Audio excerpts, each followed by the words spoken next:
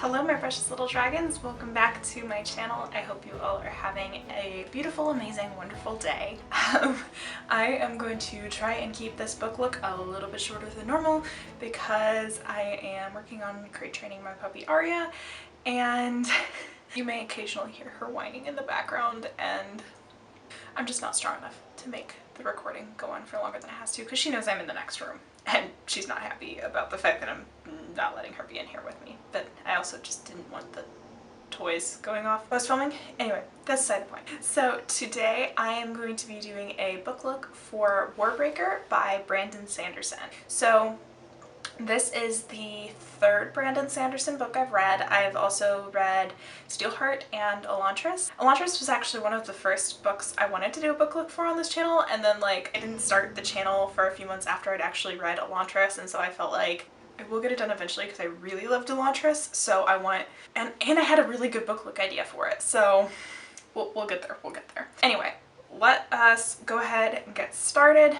So for the book look part, because the book focuses so much on color with the biochroma and the breath, it is going to be a very colorful look. That's also why I wear like my rainbow sweater and everything. So because Ciate and Vivana, the two princesses that are some of our main characters in the book, come from Idris, which their whole culture and religion is basically based in austerity, and so color is not viewed as a good thing, so they're very muted. So I'm kind of going to do a half and half sort of look where part of my face is really bright and colorful and part of my face is much more muted, absolutely no shimmers, just matte, natural.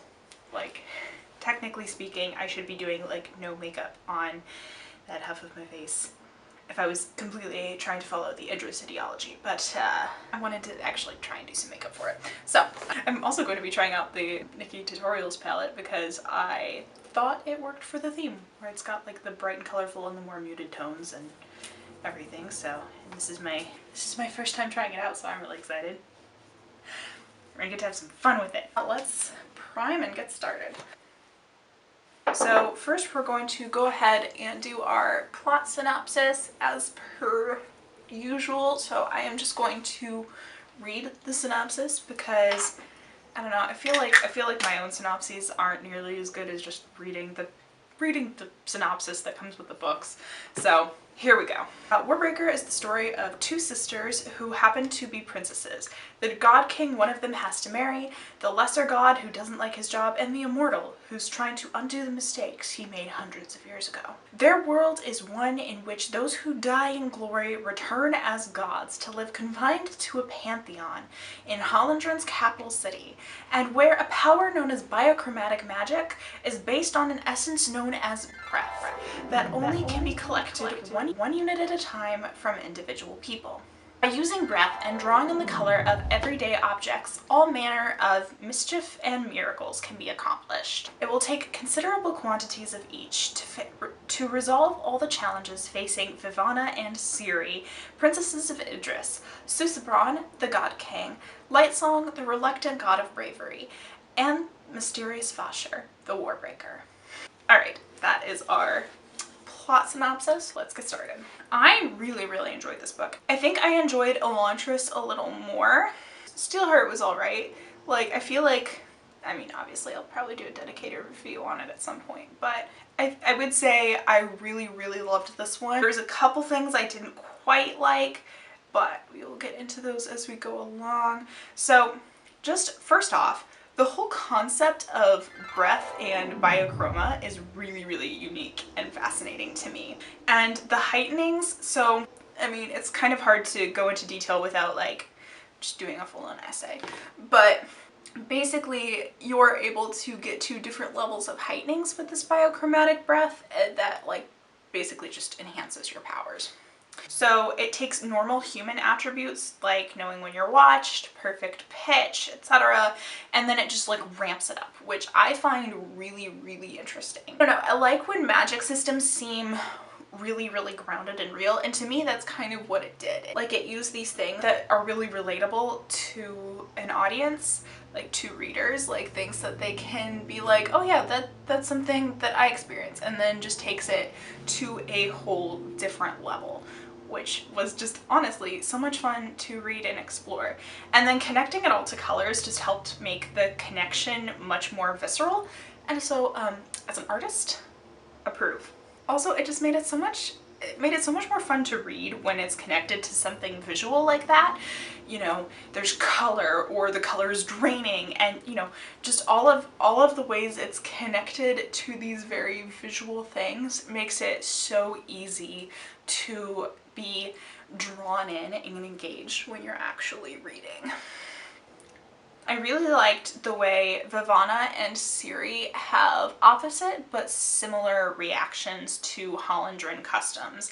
It's just really interesting, and it shows how their cultures and personalities both affect them. So as I mentioned, Idris kind of values austerity, and they value being very, I would say, muted to the point of overbearingness. Like, oh, what is it at the beginning of the book? Like at the beginning of the book, like Ciri's kind of the one, she's always a little too out there. She's never quite austere enough for her family. You know, it just like, she's the wild child, youngest sibling, while Vivana is the one who's prim and perfect, always in control, never too outspoken. You know, they're very, very much opposites. And then they both end up in Hollandren because of the plot of the book. And Hollandren is like the exact opposite. So, you know, Hollandren values like the exact opposite. They value the bright and colorful and ostentatious. And so Ciate and Vivana, coming down after having basically lived in subtlety and austerity all their lives, face massive culture shock. Like, absolutely massive. And so I just liked how they both had, you know, similar and opposite reactions. I guess I should mention, so one thing that the synopsis didn't mention was that essentially Idris used to have like the monarchy, and then they were kind of pushed out, basically relegated to the mountains, and so they have been basically almost at war with Hollandren for years and years and years. And so the way that they got around it was the king of Idris basically promised his daughter to the god king as his wife, and they view him, because he's returned, and they view returned as like just completely evil, and like kind of like you would view like being forced to marry a zombie that had like superpowers. That's basically how they would view it. The same thing, there's returned, and then there's like the returned, and then there's, what's it called? Oh my gosh, I'm totally blanking. Terrible reviewer. Anyway, so there's different types of returned. There's like the returned that died heroic deaths, and then there's returned that were more manufactured. I'm trying to think, there's like a word they actually used and I can't remember it. But they are more like just kind of gray. They have no color left, and they're different from drabs, who are people who have just had their breath taken away but they're still alive. You know, like there's a difference. Anyway, I really did. I liked the whole setup. I think, oh my goodness, the mirror's like blinding me. I think one of the things that Sanderson is really good at is a plot setup and world building. So he's really, really good at developing that, which I obviously appreciate. There's also another kind of world building aspect. So basically there's these things called royal locks, which is basically Ciate and Vivana, like the whole royal family, has these royal locks, which is basically just like the color of your hair changes in response to your emotion. And you can control it, but it takes a lot of willpower. And so basically like Ciate, who was the one who never had willpower, is not able to control it nearly as well as like Vivana, who has been trained to control herself since like day one of her life, because she's been training to marry the god king. So at the beginning of the book there's like a switch, and so the king sends Ciate instead of Vivana, and so that kind of like throws everything off basically. So anyway, I just thought that was really fun, and the way the hair color kind of came into play. And you know, there was even moments, because, you know, sometimes they would think they had it really under control, but then some people who have achieved different levels of heightening can see perfect color. So even if their hair color changes just the tiniest bit, someone who's achieved that level would be able to tell, would be able to see the difference.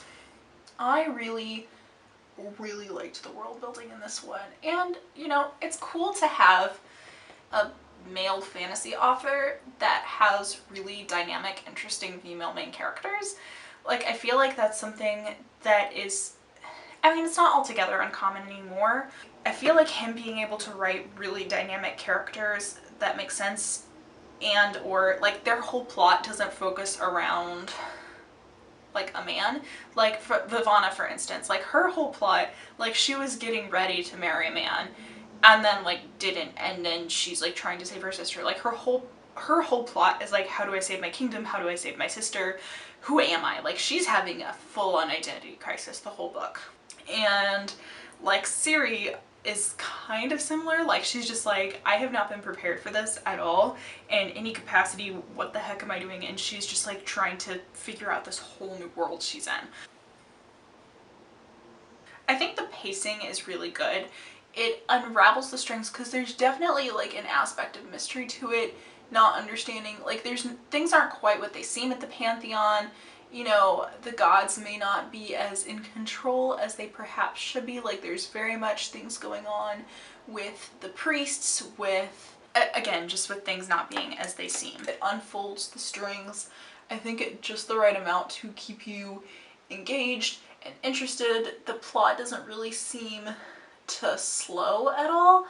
It just keeps going along, and you keep unraveling. The tension builds really well. I think especially in the palace with Ciate's plotline, and towards the beginning of the book I was much more interested in Ciate's plotline than Vivana's, but Vivana has such an interesting moral complexity to it that, you know, as we got more involved with Vivana, I was like, wow, this girl is going through it. One thing I thought was interesting that I did notice was that the length of the chapters seemed to really shorten as the climax approached, and so it really heightened the sense of urgency. Like, you know, at the beginning it kind of took its time developing, and then as you get closer and closer and closer to the climax, everything is just coming boom, boom, boom, boom, boom, and you have POV switches, and it's just like, holy crap. And it's just like, holy crap, what is happening? You know, you get that sense of urgency that you know the characters are feeling. I'm not the hugest fan of POV switches that are only used once or twice and never seen again. So for instance, there's a POV from the Idrian king right at the beginning in one chapter, and there's like a POV with this, like, I think it's like a fisherman called Old Chaps. I mean, I understand why it's done, and it's really kind of nitpicky, but it just kind of bothers me that you have like this one character, this one POV, and even though it's in third person, it's not like it's first person switches, which I've also seen bothers me even more than third person switches. That was one of the few things in this book I was like, I don't really like that. It is not my favorite. I keep looking in this for a mirror, and there's obviously no mirror. One thing I do really love about Sanderson's writing is that he's really not afraid to let his characters fail, and fail like miserably. He makes them really relatable in that, and he has them push through and force themselves to find a way out of the situations that they've gotten themselves into, and the consequences of their actions. That's one thing I really appreciate, because, you know, when you're writing, it's really tempting. Like, you want things to go well for your characters, you want them to succeed, you want them to do well, especially if it's a character you're really attached to. But characters in this book do fail, and they do fail pretty epically at times. I mean, people make bad decisions, they trust the wrong people. There's just a lot of that in this book. And it's something that I really appreciate in his writing. I do also love that Sanderson included the information on biochroma and the levels of heightenings at the end of the book in an appendix, so I could get all of the info without having it info dumped entirely in exposition within the text itself. I appreciated just having it as a reference so I could understand it, but it wasn't something that was like just, again, info dumped into the book. that was a pretty great solution. I haven't really seen that much. I know it's done more, but I do appreciate that. I think this is the point where I'm going to say from now on there will be spoilers, even though like a lot of the stuff I'm going to talk about isn't necessarily spoilery, but if you want literally no spoilers, like absolutely none, then spoilers ahead. You can go ahead and skip on to my final look and thoughts at the end. If you want to continue on, I'm not going to spoil a bunch of the bigger things. I am going to talk about some more minor spoilers. But yeah, so if you want to do that, feel free to keep watching. If not, I'll see you at the end. Alright, so moving on to characters. So all of the main characters are really, really interesting, and I appreciate that. I like characters that are interesting. So our main ones that we get are Ciate, Vivana, Vacay, and Lightsong. So Lightsong is the one. Lightsong and Vacay are the ones I haven't really talked about much, because honestly I was more interested in Ciate and Vivana than I was in Lightsong and Vacay, which again, we start the book with Vacay and he's just very mysterious throughout. You don't really understand. You have to keep guessing at his role.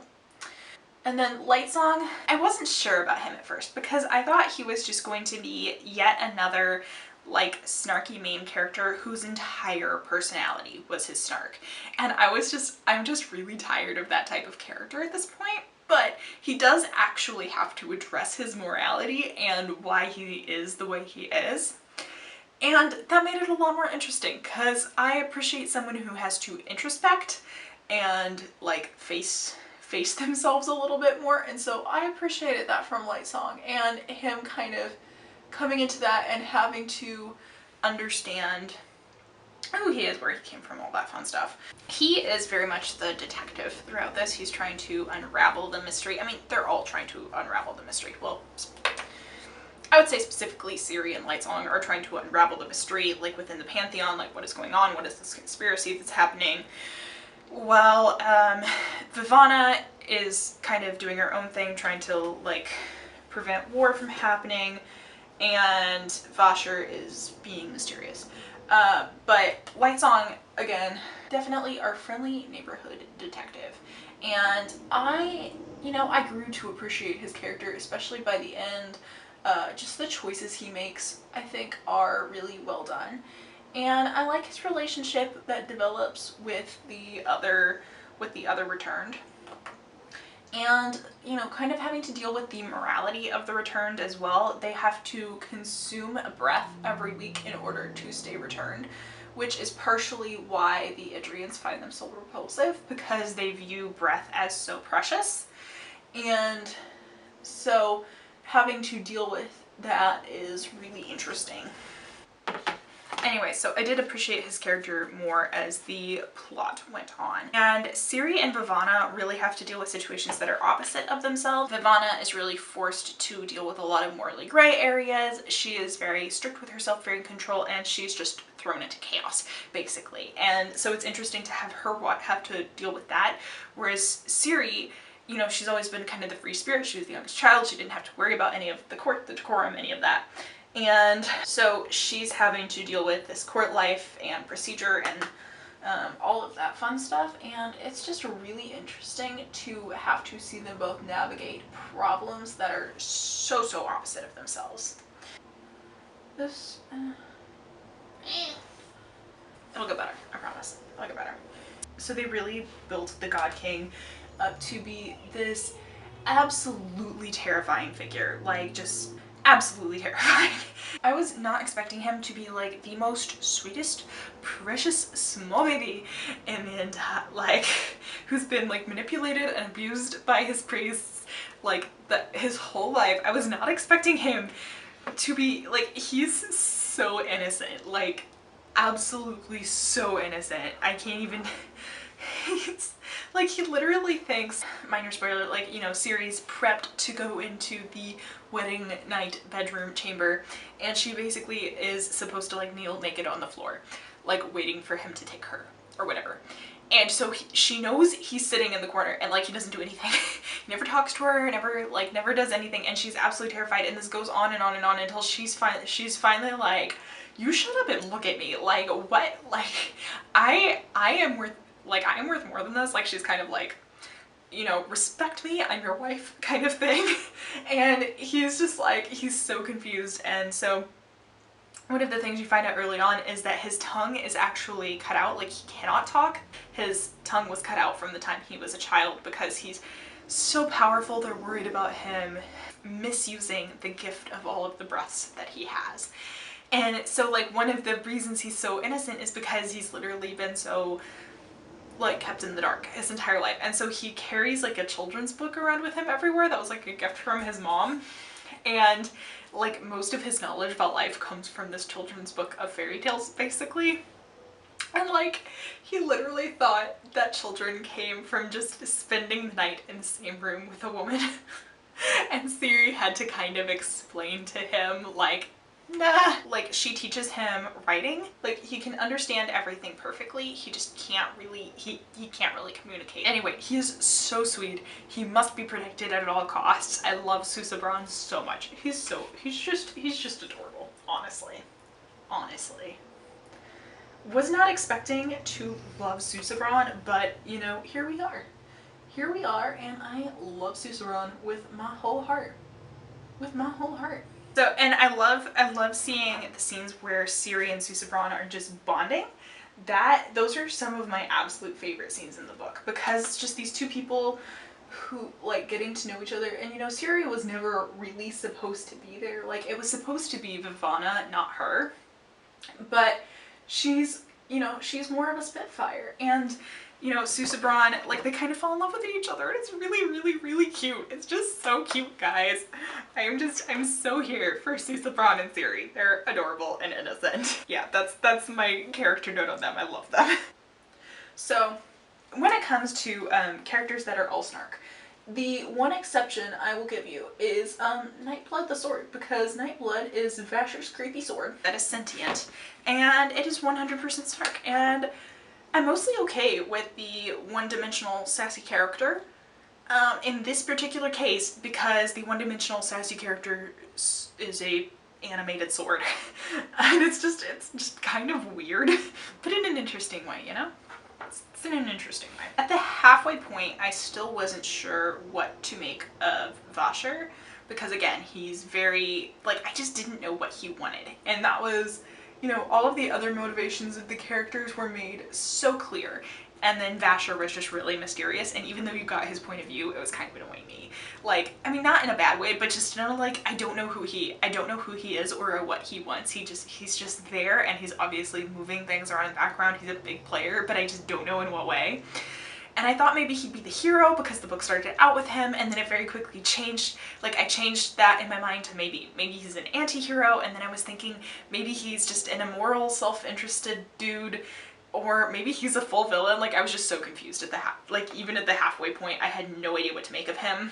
Like, and that's kind of one of the big reveals of the book, is what the heck is up with Vasher. You find out what's going on with him. It's all good in the end. And I'm not going to spoil it, really. Because there was a payoff, it was all good.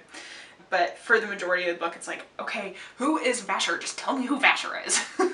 I just need to know who he is, or at least what his motivation is, you know? Like, just give me something. Give me something. But let me just talk for a second. Vivana's character arc, absolutely amazing. I think she had by far the best character development in this whole book, because she, I mean, I'm just going to dissect this piece by piece.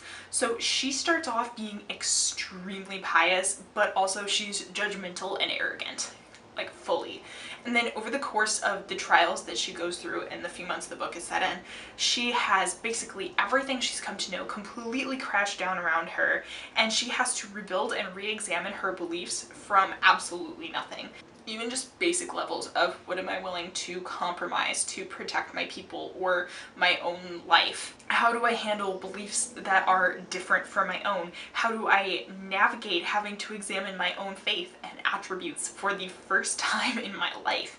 And so for me, this was a really, really interesting character arc, because, you know, as a Christian and having to go through a lot of these questions myself, like, I would say, like, when you grow up in a environment that is very homogenous, everyone kind of views or believes things the same way, you don't really have to question that much. You just don't really have to think about it, and you just kind of view whatever you grew up with as automatically correct. And so Vivana was in that position, and so it's not that she goes like, it's not really the story of someone losing their faith. It's just a person who has never before had to examine their beliefs or examine why they believe what they believe, and having to go through that process because it's been questioned, because you have had to face things that are different from you for the first time.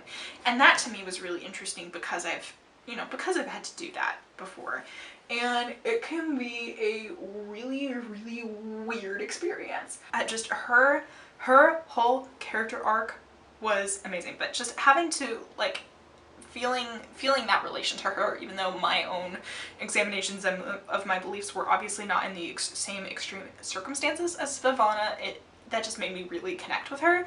And so she came out on the other side, still not entirely certain of who she was or what she believed. Like, she still had a lot of questions that weren't completely answered, but she was ready to find out. Just it just fit really well, like really, really well.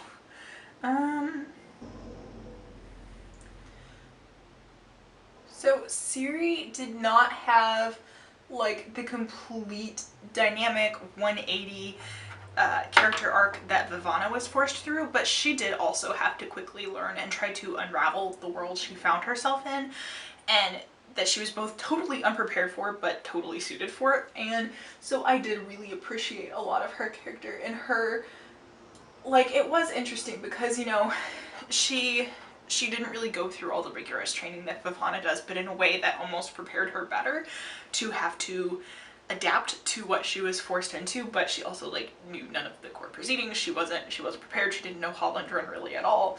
So her character arc was also interesting. I would say she had a lot more personality to her at the beginning that remained consistent throughout, because again, Vivana was she was pious, judgmental, arrogant, and completely in control. Like, she was kind of your blank slate sort of drab character that really just completely developed, whereas Ciri was spunk and attitude from moment one. Lightsong's arc was also pretty darn good because he decided he had to actually take responsibility for the role that he had been given, and he makes this sacrifice at the end that I thought culminated in his arc pretty perfectly. And his high priest has this just kind of really quiet, strong support throughout the book. Anyway, Lightsong trying to figure out who he was and what he was good at was really fun. The Return don't remember what they were in their past life, so he's also trying to figure out what he was in his past life by what he's talented at or what he's good at. So I did not actually see what he was coming. I appreciated, like, Llymir. I have no idea if that's how you're actually supposed to pronounce it, but I'm pronouncing it the Welsh way because it has a double L and I don't know how else to do it. So anyway, but his high priest, Llymir, is like just has this quiet support throughout the book, and then he just has this breaking moment where he finally is like, oh my gosh, Lightsong, just stop. You're driving me absolutely insane. I loved it. I had more notes about how cute Susebron and Theory were, you know, as you do. I liked how Susebron gained his own agency throughout the book, but still retained just almost the sense of like childlike wonder about the world around him and innocence, and particularly in his relationship to Ciri. Again, it was just so cute.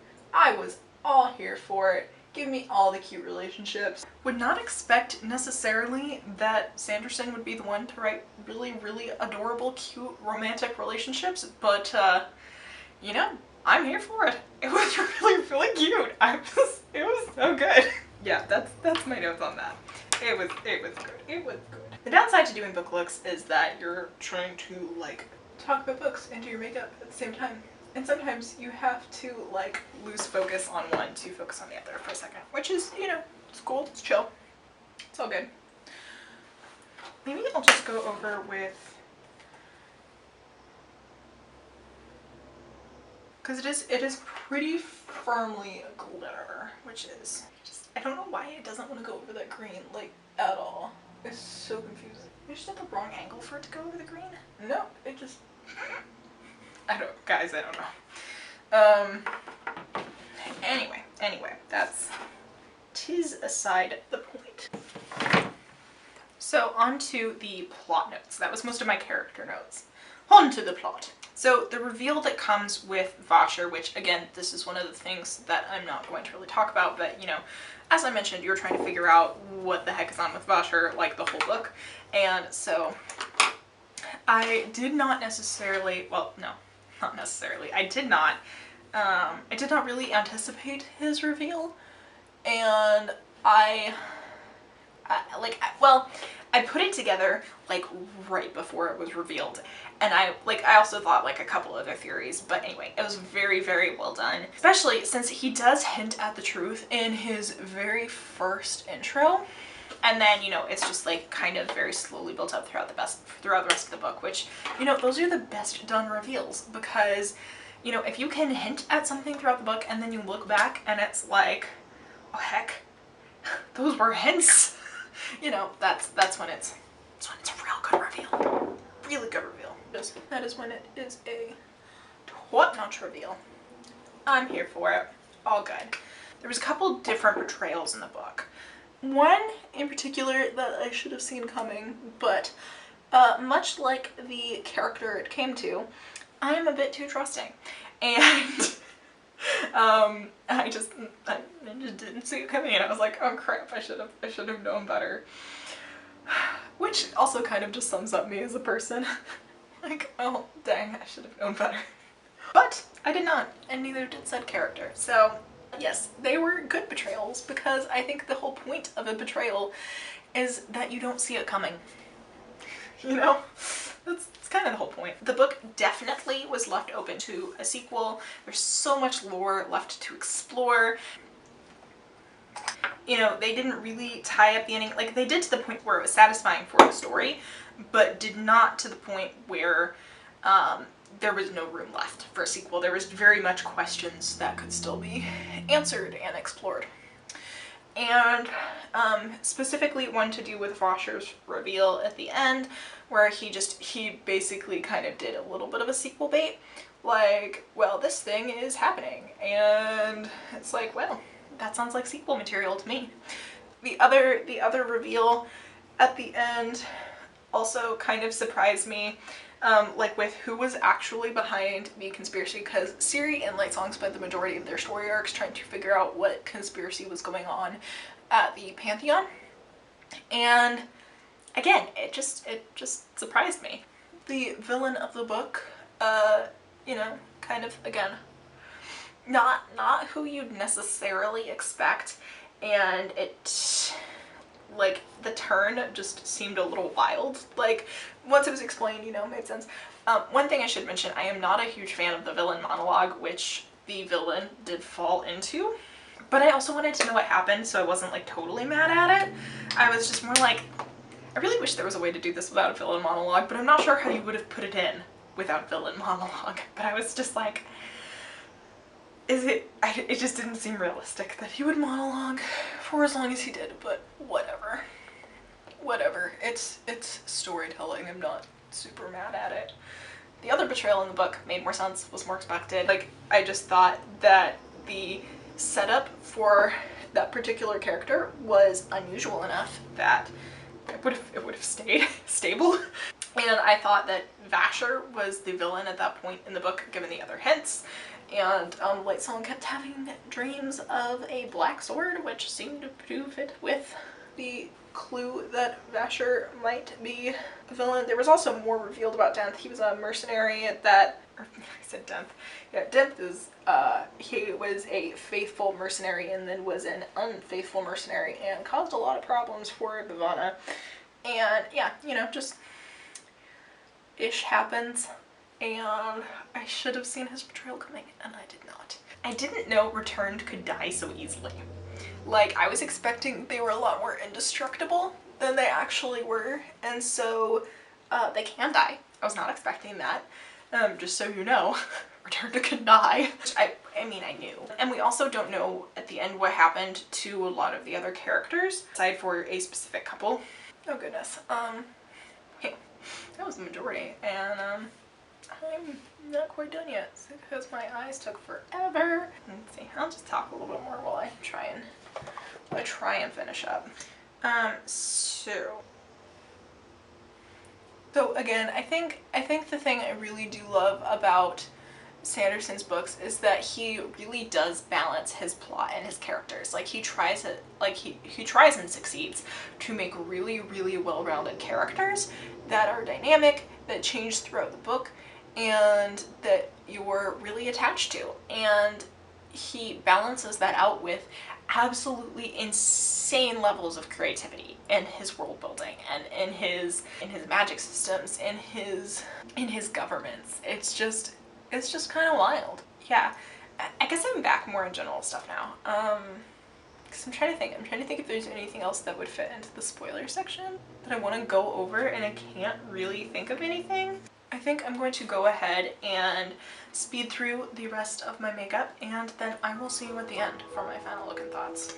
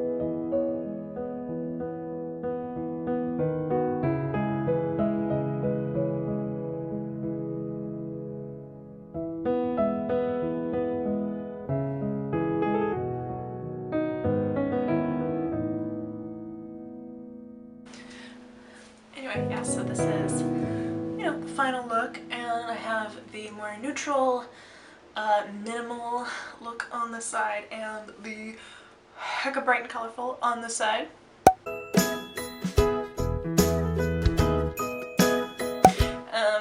Went semi-neutral on the lips, added just a little touch of purple and some sparkle gloss, but had had the lipstick that makes me look dead. Because drabs and stuff. Yeah, but anyway, that is the look, showcasing the two sides of the story. So overall, I just thought it was a great book. I'm pretty sure I rated it 5 stars. I just loved it so much. As I mentioned, I do think I still love Lustrous slightly more as far as the Sanderson books I have read, but this one is definitely an amazing fantasy. It explores morality and philosophy really well, just sort of trying to figure out who you are, your identity as a person, and also matters of trust, who can you learn to trust? And it also kind of explores prejudices in an interesting way.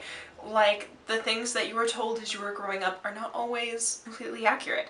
Sometimes they're not at all accurate. And so I really appreciated seeing these characters explore these different moral and philosophic sort of quandaries throughout the story, and having to really examine themselves and the world around them. It was really good. And honestly, I just think it is a really, really good fantasy. It is a very easy read. It's not an extremely long book. I think I was pretty busy, so a lot of it, like, I would have finished it faster if I had had, you know, more dedicated time just to sit and read it, but I was able to get through it pretty quick, even with just being able to, like pick up little bits and pieces. Given that, the story also tracked really well. You know, it wasn't something where there was so much information that I felt like I was lost if I was only able to read like a little bit at a time. Overall, really, really solid plot, solid characters, great world building.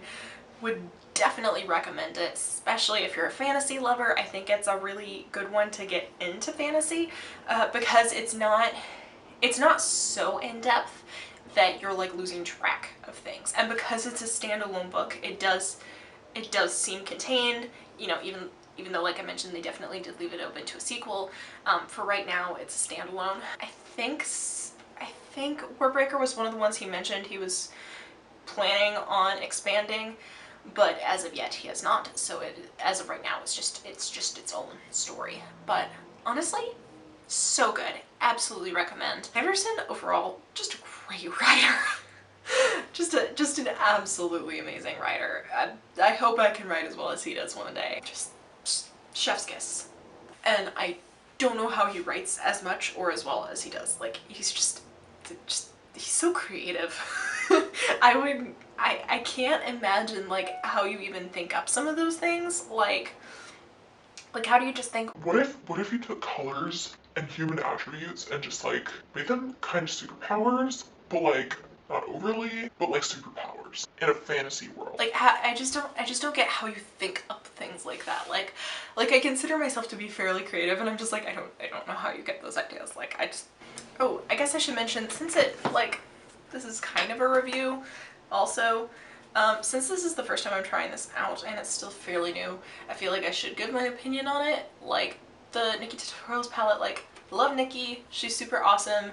This is not the best palette. Like, I mean, the shimmers are really, really good. They don't always blend the best over some of the mattes, which the problems I've heard mostly have to do with the mattes. They do take a lot of working and blending up to make them work.